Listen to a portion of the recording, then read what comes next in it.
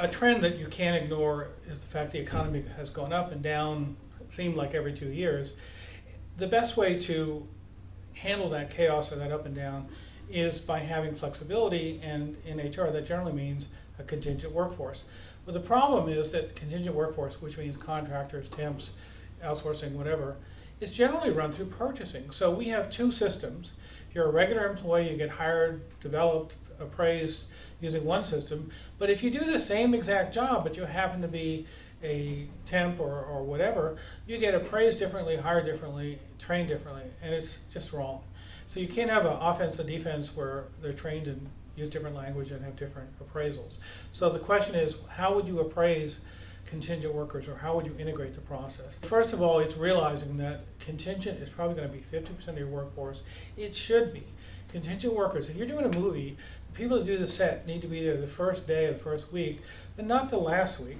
So you want people at peak periods, peak times. You might even pay them more because you only need them. So one bank I used to work with paid tellers on Friday afternoon 30% more. Why? Because that's when they really needed them. You could hire them all week, but they wouldn't do anything most of the afternoons. So peak period or contingent workers is cool. You have to realize that uneven treatment won't work, so you can't have a team that's working on a solution, half of which are contingent workers treated one way, half or another. And most organizations do not do performance appraisal on contingent workers. So I don't know, will people work the hardest when they're not being measured and not, or certainly not rewarded for results? So even if you just have pride, you're a contingent worker, you want to know if you're meeting your work goals, and without a detailed work statement, you certainly can't do that. Every worker has to be evaluated, so we know how to do it for regular workers, but how do you evaluate contingent workers? So one is hire them overseas and you have less issues, but you're hiring them in the US, there's always the question, can I use the same performance appraisal system? Well, the answer is usually no, but you can still assess them. So if you write a detailed work statement, if they get detailed objectives for each worker, you can then assess them against that work statement or that contract, and you eliminate these legal issues. So I recommend that, is every worker should have a work statement.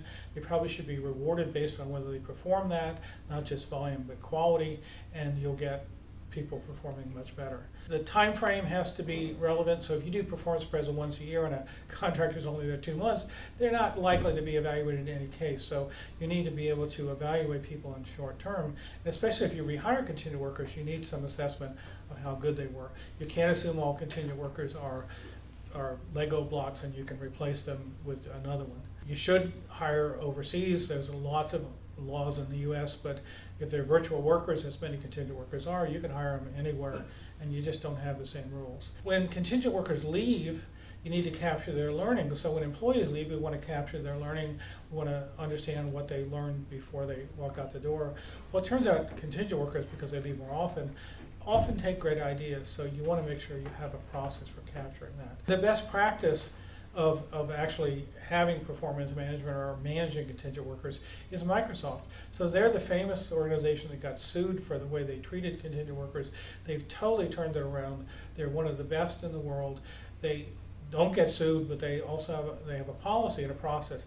So if you work at Microsoft, you work for 9 months like a teacher. You're told you're going to take 3 months off, go take a holiday.